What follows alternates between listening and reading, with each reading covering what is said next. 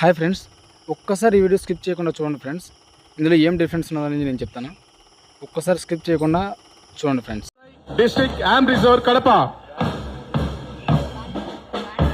District arm reserve band led by Shri M Babu ARHC 2432, district contingent civil police led by Shri V Narayana, sub inspector of police Kadapa taluk PS, assisted by Shri M Eshwar Naik ASI Kazipet PS, transport assisted by S Khalilullah.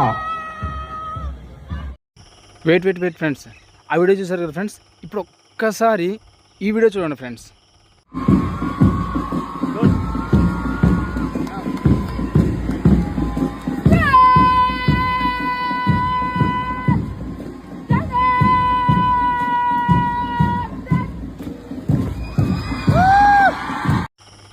చూసారు కదా friends, ఈ రెండు March ఫాస్ట్లలో మీకు ఏ March fast మంచిగా డెడికేషన్గా అనిపించింది, మంచి రెస్పెక్టబుల్గా చూడడానికి మంచిగా అనిపించింది నా కామెంట్లో కామెంట్ చేయండి ఫ్రెండ్స్.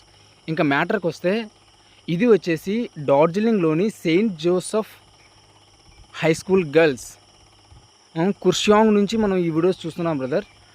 ఏంటంటే ఆగస్ట్ ఇండిపెండెన్స్ డేకి ఒక పెరేడ్ అనేది one of the best beautiful moment brother.